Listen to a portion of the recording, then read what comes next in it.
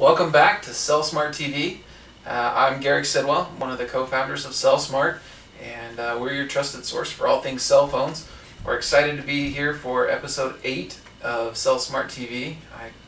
I'm still in awe that we have had such great engagement and such awesome guests, and today I have one that has been, we've known him for a relatively short amount of time, but he's grown to be one of our best friends, and we really love him and appreciate him. So we're here with Steve Reich, and I'm going to let him kind of take some time here just to introduce himself to you, tell you a little bit more about what he does, and why we think he's so great.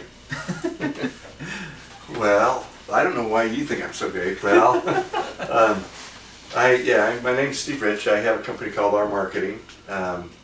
We focus on helping people get credibility, PR, and marketing for what they do.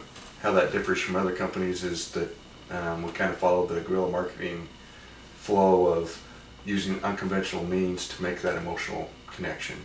Because that's the thing that people pass on. That's the things that make it viral, make what they want to spread.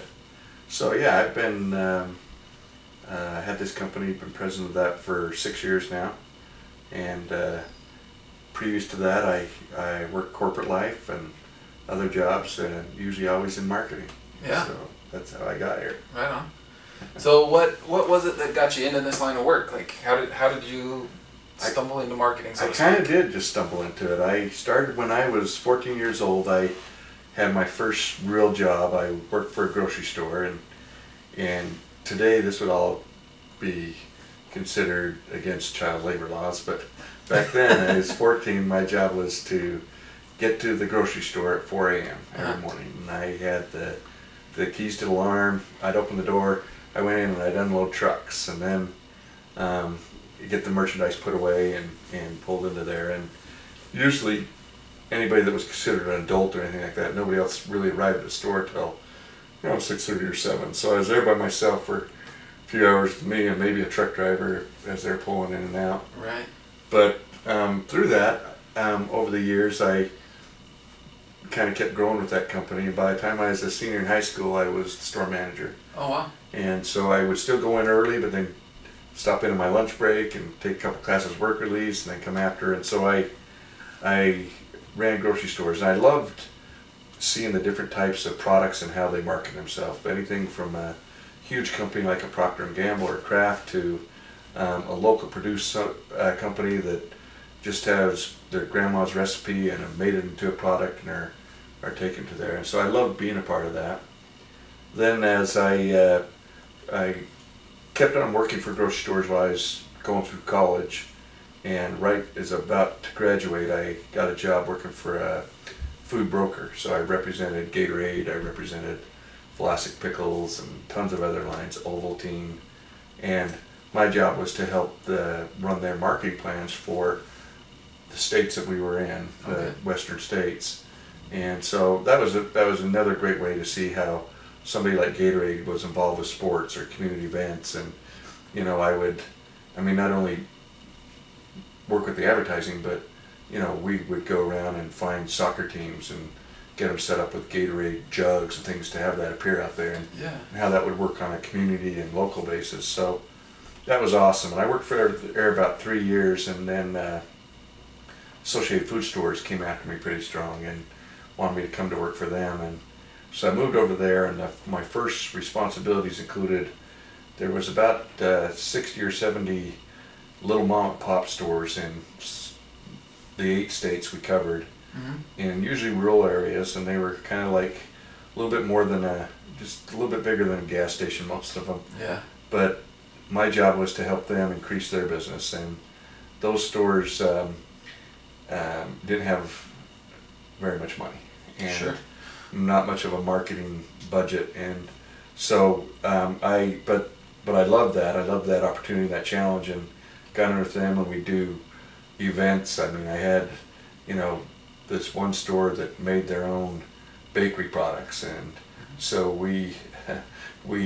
I got looking, and one day I came there with a measuring tape and measured their oven and said, okay, here's how we're going to get some attention. We're going to make the world's largest eclair, because there's not one in the Guinness Book of World Records. There you go. So let's make it big, but we don't have to beat anybody. But so we made as big as one as we could, and I covered getting that out there, and so we had media come and people from cities wanting to do news coverage, and we made the biggest eclair, and that really caused people around that store and build it up. And we do other stuff just like events like 50 Cells, where we'd have Elvis lookalike contests or hula hoop contests or anything like that.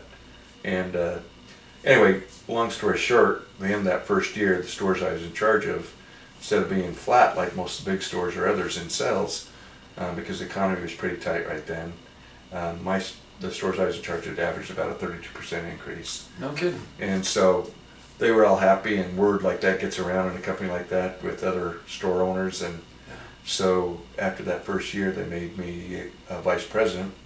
I was about 24 at the time, and so not only youngest in age, but probably the one that had been at the company about the least amount of time.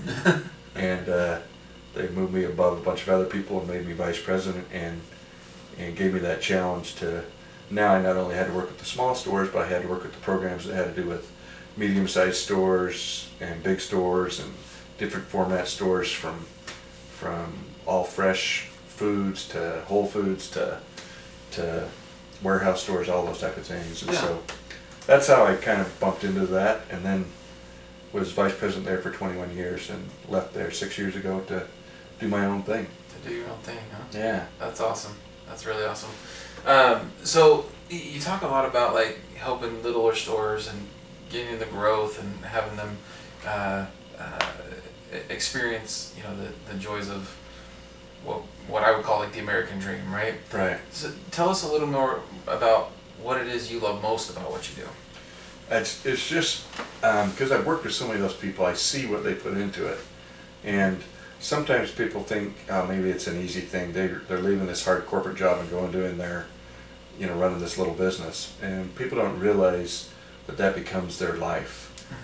Every penny they're putting into it, all their time, their vacations, if they have any, are scheduled around usually conventions or something that has to do with the business. And so as I see that, I see their heart and soul, and I just love helping them see little things they can do to make a little bit more profit, be a little bit more, their growth expanded, and their business, a little bit more successful. And I love to see the look in their eyes. And usually as I work with those type of people, we become such good friends, we become friends for life. And so even some of the smaller stores I work with, or smaller businesses, even though I worked with them years and years ago, we still stay in touch.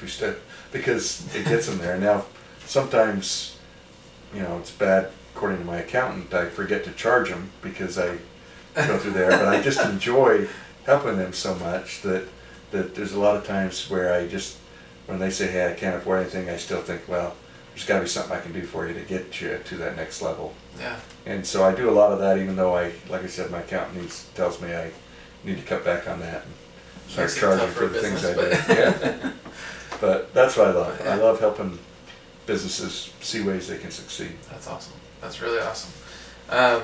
What do you find most challenging, like through day to day, or through what you've been a part of thus far? Like, what do you find most challenging about your line of work?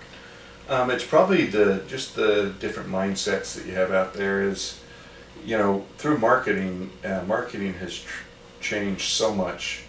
Even if you look at the last 30 years down to even the last 3 or 4, in how things are marketed. It used to be that anything that was put on TV, that was 100% truthful, and everybody bought that. And that was the way of life back then. And so what you try to do is get enough money to put it on TV, because that's what would make you successful. Yeah.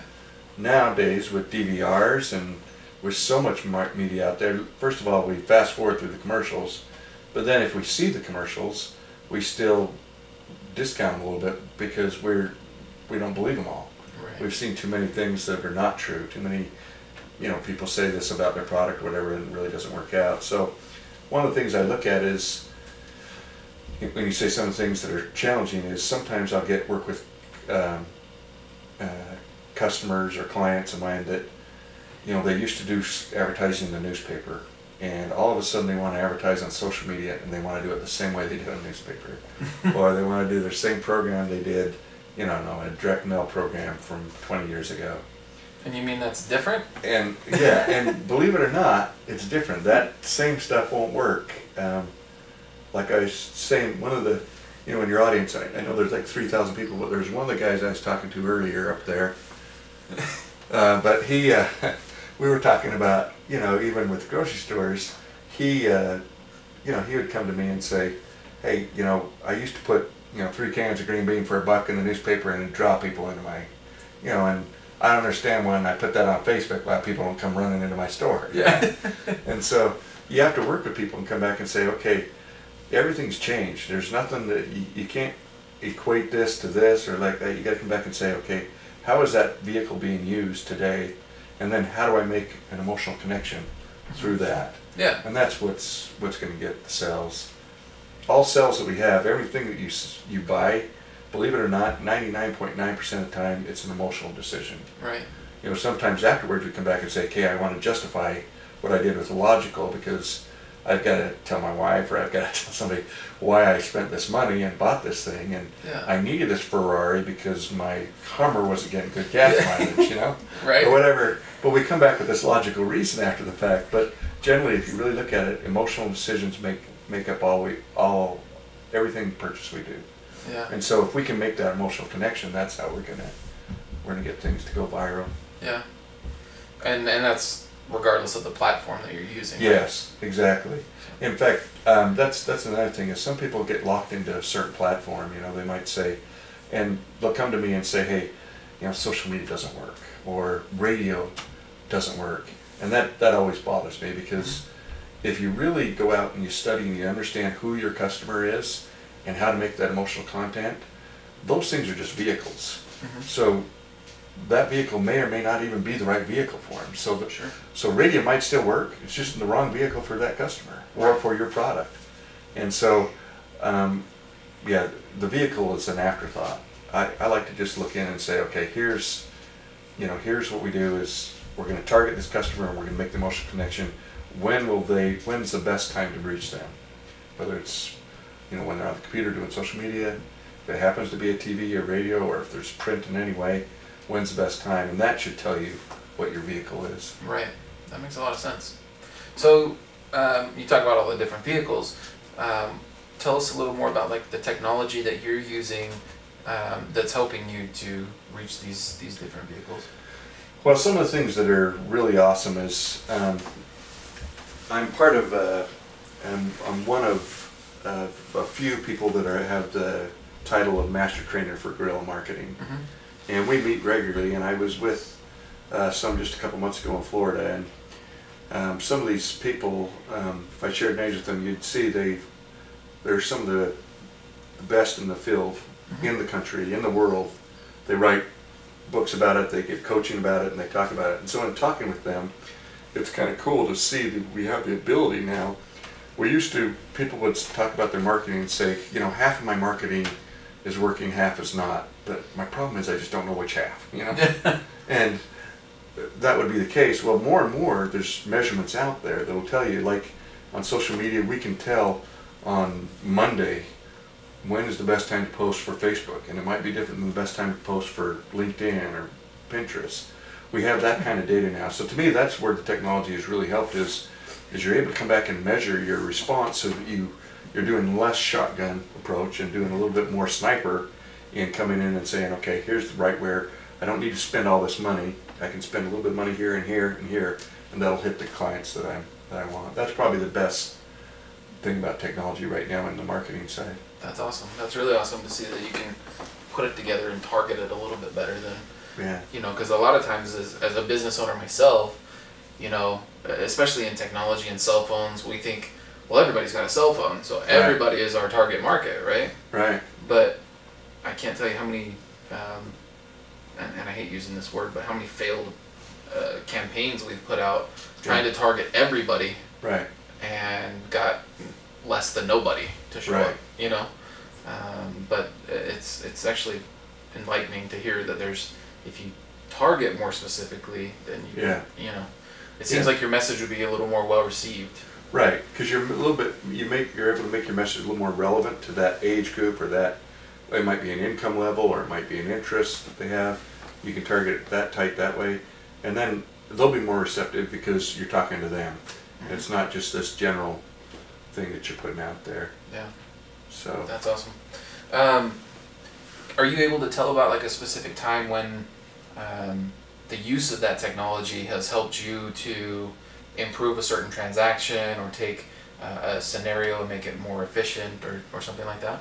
Well, I'll tell you, just recently I was working with a company, a travel agency, and this travel agency, they would put a posting on social media once or twice a week, and usually it was Facebook, and there was no plan behind it, no program. They would just get near the end of the week and say, oh, we haven't put anything on Facebook yet this week, we got to find something real quick, put something on. And so they'd go that way. So they only had about 250 followers when I started working with them. And so what I did is I talked them into coming back and saying, okay, we've got to have stuff that interests. So not only are we going to post at the right times, but we need a variety of types of posts. So we're going to do one where we do pertinent articles about your business. And we're not going to just pass on an article we read out there. We're going to rewrite an article, and we're going to quote you and use you as the expert, as the owner of the travel agency. So we did that, and then we'd have another day where we do testimonials of previous customers that have used us, what they said about us, and we put it out there.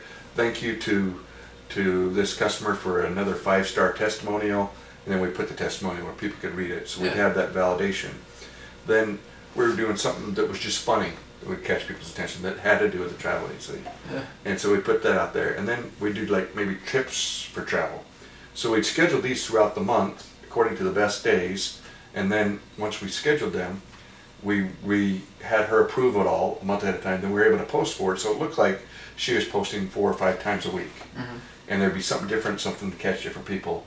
Well, within 2 months, she now has a little over 650 followers from 250.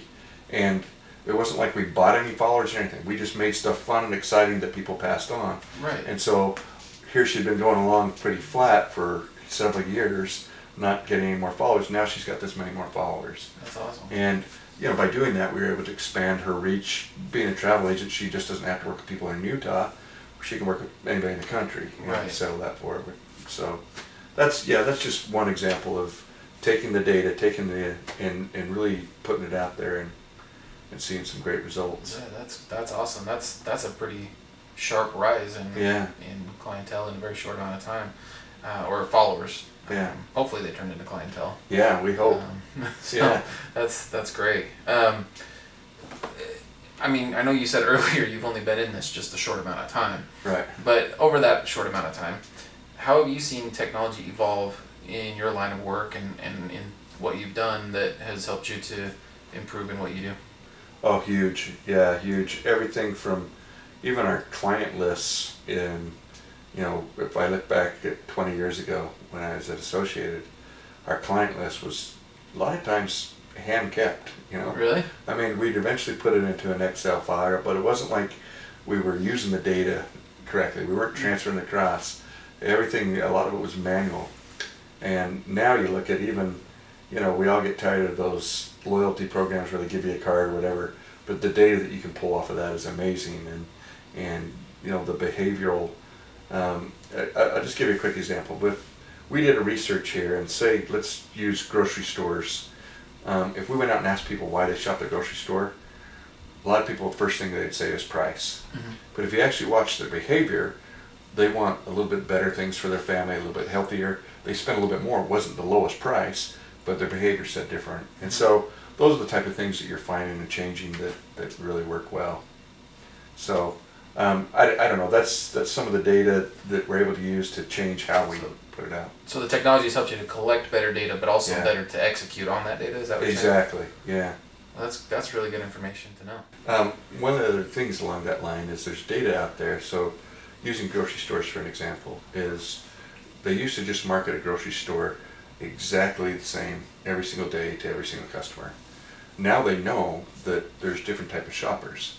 So if you're shopping on a Tuesday afternoon, then you're a quick trip shopper, meaning you're coming in to get one meal or maybe one meal and a few extra things. And so what's on the end caps or what's displayed should be quick and easy stuff to grab and throw out there. Generally, it's not cases of toilet paper or big, big bulky, hey, people aren't in there to do their month-long storage fill up. They're in there to get one meal and get out. And so that how that whole store is merchandised now is different during the middle of the week, where Saturday might be the stock up day. Yeah. So then all of a sudden Saturday you're changing what you're displaying, you're changing what comes across there because you have a different shopper in there, different mentality. And it's even down to the fact where you can show, like, during the week, that's usually one person shopping, one person in the family, whether it's the mom, the dad, or whatever. It's one person shopping. On Saturday, it's usually two and maybe one kid that's shopping. And so you got different people in the store adding to that. The average sales per transaction goes from $40 or $50 to $110, as an average. And so that's kind of cool to have that kind of data out there, so that you can kind of change the way you do things for not only the different customer, but the different times, so that whatever that customer's in the mood for. That's really fascinating. Is there anything, like, in your line of work, as you've seen these things evolve, that you would change to continue the evolution to help you be better at what you do? Anything you can get that could better, reach whatever the customer's emotional state is. Anything that could come along those points, because I think that's really where it's at. And if you think about it, it's not like if you have a customer that's totally focused on price, that's not, you can't put them in that category forever. It's usually a life stage. Like for me, when I was in college, I lived, hand to mouth, so I would buy the cheaper stuff, and I was on a tighter budget. When I became a dad, even when things were tight, I had this responsibility of saying I got to buy stuff that are more healthy for my family, or something there, and so I try to get more healthy stuff at a lower price. Right. And so everything we do is a life stage. So if there was any way that we could kind of continue to better read that, pull that information back, that just always helps marketers, so that they pick the right thing to say and do to get the attention. Right. That's good information, I think, for any business professional to have. Not just a marketer. All right. Well, it's come to that time. So here comes the here comes the hard-hitting questions. Okay. It's just one question, but this is really going to push you. So I just want to make sure you're aware of that. You ready? I'm ready. Okay. Wait. Okay, go ahead. All right. Love the hair flip. That's right. Are you Windows, iOS, or Android, and why? I'm iOS, and I'll tell you why. Is I'm a very brand loyal type of person. Okay. I only buy one brand of tools. I only buy one brand of cars. I'm very brand loyal. Once I get something I like, I stick with it for a long time. Yeah. And so in the early days, working in offices and that, Microsoft computers, IBM based, were the thing. And as I studied those, I looked at it and said, Apple has as good or better program, but Apple didn't market themselves very well to start with. Sure. Or Microsoft did. So I didn't have a whole lot of respect for Apple. As I got to see more and more what they were about, and as they started to market themselves better as almost a better system, I grew a lot of respect for them. And so I kind of started to support them there. So all the computers I get, iPads, iPhone, anything I do is iOS based, and has been since then. Not that I have anything really hard against the others, but it's because I'm brand loyal. But also I love the fact that, when my phone rings on my iPhone, my iPad notices that. My computer on my desk tells me that a phone call's coming in. Any of them. And I love that how they work all together. That integration. Yeah. And like, I just was talking with my daughter, and she has a IBM format computer, and she was getting too many cookies on there and stuff, and she was like, I can never figure out how to stop this from happening. And I said, well, just call. And she's like, who do I call? And I said, oh yeah, you're not with Apple. So I do like the fact that any problems out there, I have one main place I can call. No matter what it is, I can call Apple and ask them about it. Yeah. Whereas, you know, some of these others, I mean, how many other different manufacturers right, are there? Different manufacturers, yeah. So those are some of the things that I love about it. That's a great perspective. Yeah. And I mean, it's not a secret. Most of our customers know I'm a big iOS fan now. Yeah. Although I've used the others, sure, used the other platforms, I'm a big iOS user, and for the same reason, I love the seamless integration from one platform to the other. If I take a picture on my iPhone, I have it on my iPad, and I have it on my MacBook, and I have it on my iMac, and I have it on all the places where I am using it. And so where, say for example, if I'm in need of information to give a customer a quote on a repair or purchasing their used phones or whatever, if I'm out and about, I can use my phone, or I can use my iPad, or if I'm presenting to a business about our plans to help them with their technology needs and serving their phones and things there, I can pull it up on my MacBook, and no matter where I'm at, I have all the right information, and I can update it here, and it's literally the same time, and it will update over there. Yeah, that's one of the most beautiful things about it. So I wholeheartedly agree with you. Yeah. But yeah, that's a good perspective.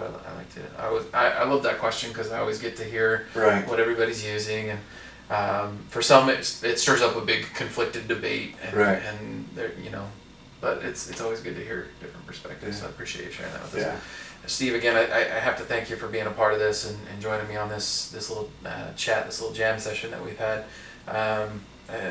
Again, you've been one of our greatest friends and supporters through this whole thing, and so again, I can't say it enough. We appreciate you.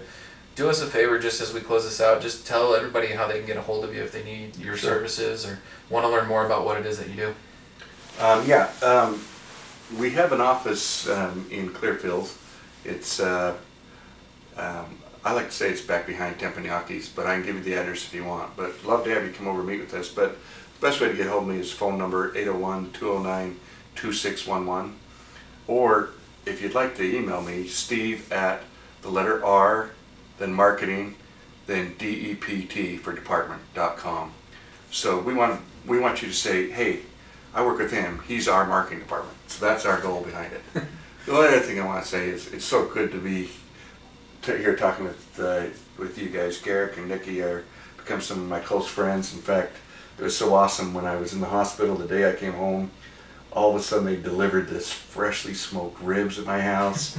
I took credit for it, said I made them when family came over, but they were just the best. And I just enjoy the friendship and the fun and how big you guys' hearts are and how you help everybody. So I love being here with you. Well, again, we appreciate you.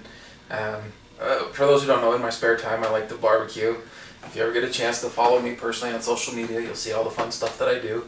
I'm a little bit of a foodie, so I take all my pictures and do that kind of stuff. But yeah, when we heard that you went in, I just wanted to do something nice for you and just show you that we care. We were thinking about you, so we appreciate you. And if you guys are in need of marketing or want to learn more about how to market yourselves or your business or your ideas, Steve's the guy.